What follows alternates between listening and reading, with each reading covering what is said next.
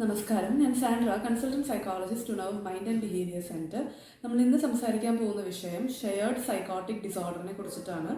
Shared സൈക്കോസിസ് എന്നും ഇതിനെ നമ്മൾ പറയും. വേറൊരു ടേം എന്ന് പറഞ്ഞാൽ ഇൻഡ്യൂസ്ഡ് ഡെലൂഷണൽ ഡിസോർഡർ എന്നും കൂടി ഇതിനുണ്ട്. സോ ബേസിക്കലി സൈക്കോസിസ് നമ്മൾ പലരും കേട്ടിട്ടുള്ളൊരു ടേം ആയിരിക്കും. നമ്മളുടെ ഫേമസ് ആയിട്ടുള്ളൊരു മലയാളം മൂവി മണിച്ചിത്രത്താഴിൽ സൈക്കോസിസ് എന്ന് പറഞ്ഞൊരു ടെർമിനോളജി ഉപയോഗിക്കുന്നുണ്ട്. ചിത്തഭ്രമം എന്നാണ് നമ്മൾ ഇതിനെ മലയാളത്തിൽ പറയുന്നത്.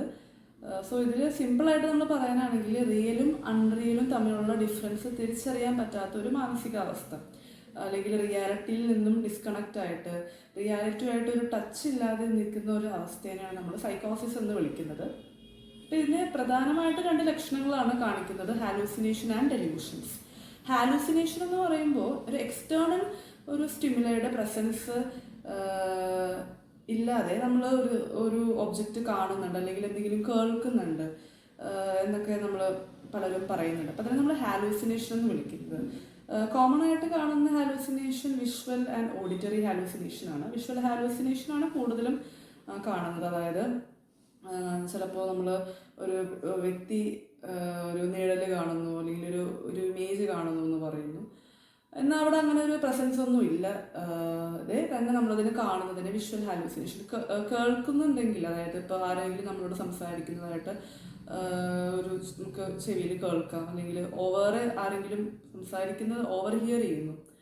അപ്പോൾ ഇതൊക്കെ ഓഡിറ്ററി ഹാലൂസിനേഷനാണ്. സോ ഹാലൂസിനേഷനും ഇല്യൂഷനും രണ്ടാണ്. നമ്മൾ പലരും അത് മിസ്ഇൻറ്റർപ്രറ്റ് ചെയ്യാറുണ്ട്, അത് തെറ്റിദ്ധരിക്കപ്പെടാറുണ്ട്. ഹാലൂസിനേഷൻ എന്ന് പറയുമ്പോൾ ഒരു എക്സ്റ്റേണൽ സ്റ്റിമുലയുടെ പ്രസൻസ് ഉണ്ട്, എന്നാൽ ഇല്യൂഷനിൽ അങ്ങനെ ഒരു സ്റ്റിമുലയുടെ പ്രസൻസ് ഒന്നും അവിടെ ഇല്ല എന്നുള്ളതാണ്. അതായത് ഇപ്പം ഹാലൂസിനേഷനിൽ അവിടെ എക്സ്റ്റേണൽ സ്റ്റിമുലയുടെ ഒരു പ്രസൻസ് ഇല്ല, എന്നാൽ ഇല്യൂഷനിലായിക്കോട്ടെ അവിടെ എക്സ്റ്റേണൽ സ്റ്റിമുലയുടെ ഒരു പ്രസൻസ് അവിടെ ഉണ്ട്. അതായത് ഇപ്പോൾ നമ്മൾ വഴി കൂടി നടന്നു പോകുമ്പോൾ ഒരു വടി ഒരു സ്റ്റിക്കിനെ നമ്മളതൊരു പാമ്പായിട്ട് നമ്മൾ മിസ്പെർസീവ് ചെയ്യുന്നു, അതാണ് ഇല്യൂഷൻ. അപ്പോൾ അവിടെ ഓൾറെഡി ഒരു സ്റ്റിമുലസ് പ്രസൻ്റ് ആണ്, എന്നിട്ട് നമ്മളതിനെ മിസ്പെർസീവ് ചെയ്യുന്നതിന് പെർസെപ്ഷനിലുള്ള ഒരു പ്രോബ്ലമാണ് ഇല്യൂഷൻ. എന്നാൽ ഹാലൂസിനേഷൻ ആയിക്കോട്ടെ അങ്ങനെ നമ്മളവിടെ ഒന്നും ഇല്ലാതെ തന്നെ നമ്മളതിനെ കാണുന്നുണ്ട്, കേൾക്കുന്നുണ്ടെന്ന് പറയുമ്പോഴാണ് നമ്മളതിനെ ഹാലൂസിനേഷൻ എന്ന് വിളിക്കുന്നത്. രണ്ടാമത്തെ ലക്ഷണം എന്ന് പറയുന്നത് ഡെല്യൂഷനാണ്. അപ്പോൾ ഡെല്യൂഷൻ എന്ന് പറയുമ്പോൾ അതിന് നമ്മൾ ടെക്സ്റ്റ് ബുക്കിൽ നമ്മൾ പറയുന്ന ഒരു ഡെഫിനിഷൻ എന്ന് പറയുന്നത് ഫോൾസ് ആയിട്ടുള്ള ഫിക്സ്ഡ് ബിലീഫാണ്. അതായത് തെറ്റായിട്ടുള്ള ഒരു വിശ്വാസം, പക്ഷെ അത് വളരെ ഫിക്സ്ഡ് ആണ്. അതായത് നമുക്ക് അതിനെതിരായിട്ടുള്ള എവിഡൻസ് നമ്മൾ ആ ഡെല്യൂഷനുള്ള വ്യക്തിയിൽ പ്രസൻറ്റ് ചെയ്ത് കഴിഞ്ഞാലും അവർക്ക് ആ ഒരു ബിലീഫ് മാറില്ല എന്നുള്ളതാണ്. അപ്പോൾ അതിനെ നമ്മൾ ഡെല്യൂഷൻസ് എന്നാണ് വിളിക്കുന്നത്. അപ്പോൾ ഡെല്യൂഷൻസ് ബേസിക്കലി പെർസിക്യൂട്ടറി ഡെല്യൂഷൻ ഉണ്ട്, അതുപോലെ തന്നെ ഗ്രാൻഡിയോസ് ഡെല്യൂഷൻസ്, റെഫറൻസ് ഡെല്യൂഷൻ എന്നിങ്ങനെ പല ടൈപ്സ് ഓഫ് ഡെല്യൂഷൻസ് ഉണ്ട്. അപ്പോൾ ഇവിടെ ഷെയർഡ് സൈക്കോസിസ് എന്ന് പറയുമ്പോൾ, സൈക്കോസിസ് എന്താണെന്ന് ഇപ്പോൾ പറഞ്ഞു. അപ്പോൾ ഷെയർഡ് സൈക്കോസിസ് എന്ന് പറയുമ്പോൾ ഒരു വ്യക്തിയിൽ ഓൾറെഡി ഒരു സൈക്കോട്ടിക് ഡിസോർഡർ വിത്ത് ഡെല്യൂഷൻ ഉള്ള ഒരു വ്യക്തി മറ്റൊരു ആളിലേക്ക് ഇത് ട്രാൻസ്ഫർ ചെയ്യുക, അയാളുടെ ഡെല്യൂഷൻസ് മറ്റൊരാളിലേക്ക് അത് ട്രാൻസ്ഫർ ചെയ്യുക അല്ലെങ്കിൽ അതിന് ഷെയർ ചെയ്യുക ചെയ്യുന്നത്. സോ ഇതൊരു റെയർ ആയിട്ടുള്ളൊരു സൈക്കാട്രിക് കണ്ടീഷനാണ് ഷെയർഡ് സൈക്കോസിസ് എന്ന് പറഞ്ഞാൽ, അല്ലെങ്കിൽ ഇൻഡ്യൂസ്ഡ് ഡെല്യൂഷണൽ ഡിസോർഡർ എന്ന് പറയുമ്പോൾ. സോ ഇത് ബേസിക്കലി ക്ലോസ് ആയിട്ടുള്ളൊരു റിലേഷൻഷിപ്പിൽ ആയിരിക്കുന്ന രണ്ട് വ്യക്തികളിൽ കോമൺ ആയിട്ട് സിമിലർ ആയിട്ടുള്ള ഡെല്യൂഷൻസ് അവർ ഷെയർ ചെയ്യുന്നു.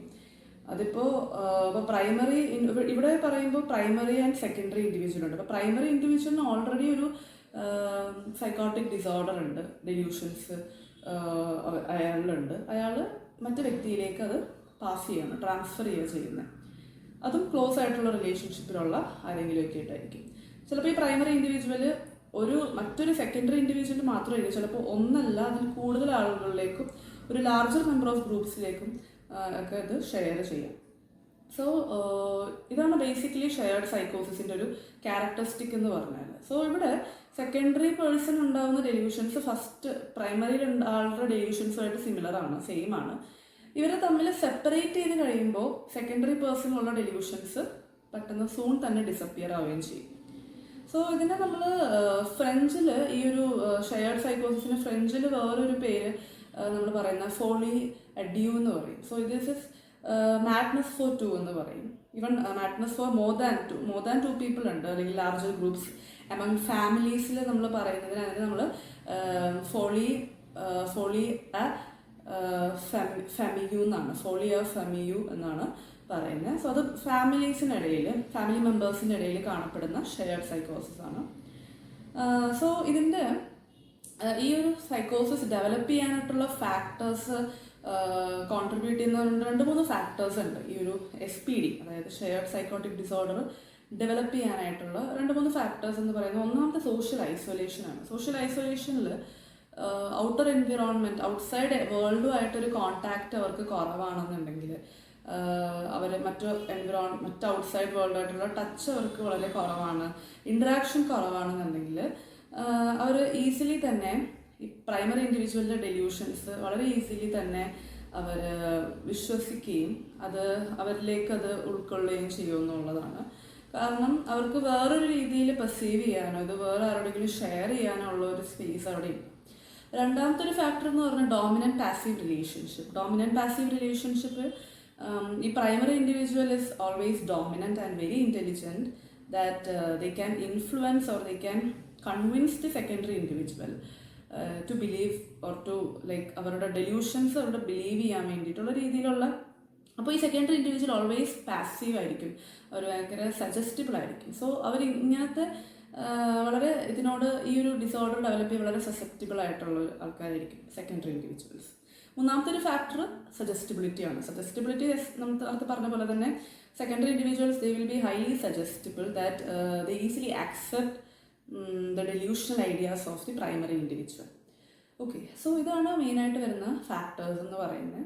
ഇതിൻ്റെ ടൈപ്സ് മെയിനായിട്ട് 4 ടൈപ്സ് ഓഫ് ഷെയർഡ് സൈക്കോസിസ് ഉണ്ട്. ഷെയർഡ് സൈക്കോസിസിൻ്റെ 4 ഡിഫറെൻറ്റ് ടൈപ്സ് എന്ന് പറയുമ്പോൾ, ഒന്ന് ഫോളി ഇമ്പോസ് എന്ന് പറയും. ഫോളി ഇമ്പോസ്ഡ് സൈക്കോസിസ് ആണ്. അതായത് ഒരു ഇൻറ്റിമേറ്റ് റിലേഷൻഷിപ്പിലുള്ള 2 വ്യക്തികൾ, primary individual will be sharing his or her delusional ideas to secondary individual. ഇവർ രണ്ടുപേരും സെപ്പറേറ്റ് ചെയ്ത് കഴിഞ്ഞാൽ സെക്കൻഡറി ഇൻഡിവിജ്വൽസിൽ ഉണ്ടാകുന്ന ഡെല്യൂഷൻസ് അത് ഡിസപ്പിയർ ആകും. രണ്ടാമത്തെ ടൈപ്പ് ഫോളി സൈമിൾട്ടേനിയസ് എന്ന് പറയും. സൈമിൾട്ടേനിയസ് സൈക്കോസിസ് എന്നാണ് ഇതിനെ പറയുന്നത്. അതായത് 2 ഇൻഡിവിജ്വൽസിനും ദേ ഷെയർ ദി സൈക്കോസിസ് സൈമിൾട്ടേനിയസ്ലി. മാത്രമല്ല അവരുടെ ലോങ് സോഷ്യൽ ഇൻട്രാക്ഷൻ ഈ ഒരു കണ്ടീഷൻ ഡെവലപ്പ് ചെയ്യാനായിട്ടുള്ളൊരു പ്രീഡിസ്പോസ്ഡ് ഫാക്ടറായിട്ടും പറയും.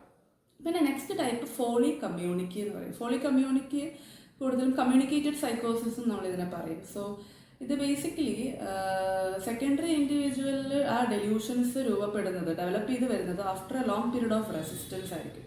And also even after they are separated, ഈ secondary individuals will maintain their delusional ideas. And last type എന്ന് പറയാം ഫോളിയോ ഇൻഡ്യൂറ്റ് എന്ന് പറയും, അല്ലെങ്കിൽ ഇൻഡ്യൂസ്ഡ് സൈക്കോസിസ് എന്ന് പറയും. സോ ഇവിടെ സെക്കൻഡറി ഇൻഡിവിജ്വൽസിന് പുതിയ ഡെല്യൂഷൻസ് അവർ അസ്യൂം ചെയ്യുമെന്നുള്ളതാണ് ഈ ഒരു ടൈപ്പിൽ പറയുന്നത്.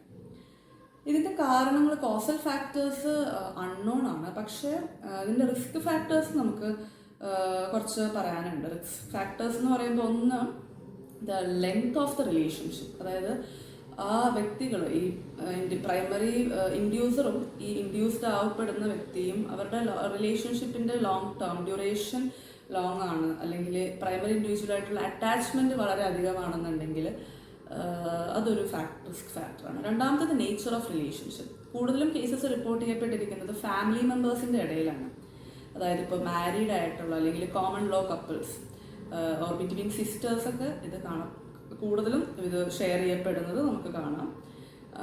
പിന്നെ സോഷ്യൽ ഇൻട്രാക്ഷൻ ഇപ്പം നേരത്തെ പറഞ്ഞ പോലെ വളരെ പുവർ ആയിട്ടുള്ളൊരു സോഷ്യൽ ഇൻട്രാക്ഷനാണ് വിത്ത് അതേഴ്സ് എന്നുണ്ടെങ്കിൽ അവർക്ക് അവരുടെ വേറൊരു രീതിയിൽ അവർക്ക് പെർസീവ് ചെയ്യാനായിട്ട് ഉള്ള ഒരു സാധ്യത വളരെ കുറവാണ്. അപ്പോൾ ഇതൊരു റിസ്ക് ഫാക്ടറാണ്. അടുത്തത് പേഴ്സണാലിറ്റി ഡിസോർഡർ. അപ്പോൾ ഇങ്ങനത്തെ ഇൻഡിവിജ്വൽസിന് പേഴ്സണാലിറ്റി ഡിസോർഡറിൻ്റെ ഫീച്ചേഴ്സ് കാണപ്പെടാം. ന്യൂറോട്ടിക് അല്ലെങ്കിൽ ഇൻട്രോവേർട്ടഡ്, ഇമോഷണലി ഇമ്മച്വർ ആയിട്ടുള്ള പേഴ്സണാലിറ്റീസ് നമുക്ക് ഇതിൽ കാണാൻ പറ്റും. പിന്നെ പ്രൈമറി ഇൻഡിവിജ്വൽസിൻ്റെ ചില അൺട്രീറ്റഡ് ആയിട്ടുള്ള മെൻ്റൽ ഹെൽത്ത് ഡിസോർഡർ.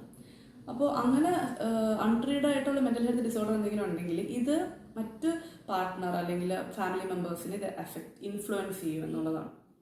അപ്പോൾ ചിലപ്പോൾ മിക്കപ്പോഴും നമുക്ക് കാണുന്ന കേസസിൽ delusional disorder followed by schizophrenia and affective mood disorders ഒക്കെയാണ് കൂടുതൽ ഇതിൽ കാണുന്നത്.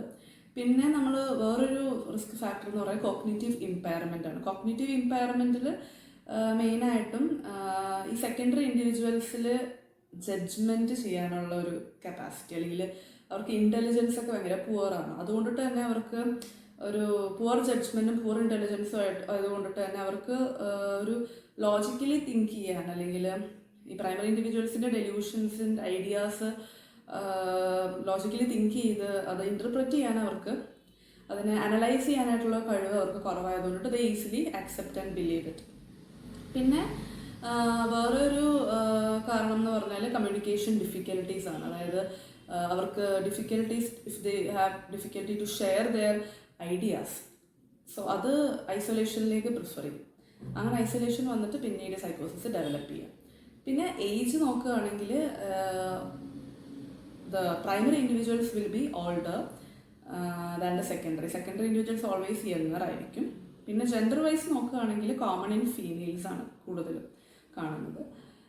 Coming to the treatment, first line of treatment നമ്മൾ ഈ രണ്ട് വ്യക്തികളെ, പ്രൈമറി ഇൻഡിവിജ്വലും സെക്കൻഡറി ഇൻഡിവിജ്വൽസിനെ സെപ്പറേറ്റ് ചെയ്യുക എന്നുള്ളതാണ്. അതായത് സെക്കൻഡറി ഇൻഡിവിജ്വൽസിനെ പ്രൈമറി ഇൻഡിവിജ്വലിൽ നിന്ന് സെപ്പറേറ്റ് ചെയ്തതിന് ശേഷം മിക്ക കേസസിലും അഡ്മിഷൻ, സൈക്യാട്രിക് അഡ്മിഷൻ വേണ്ടി വരുന്ന കേസസ് ആയിരിക്കും.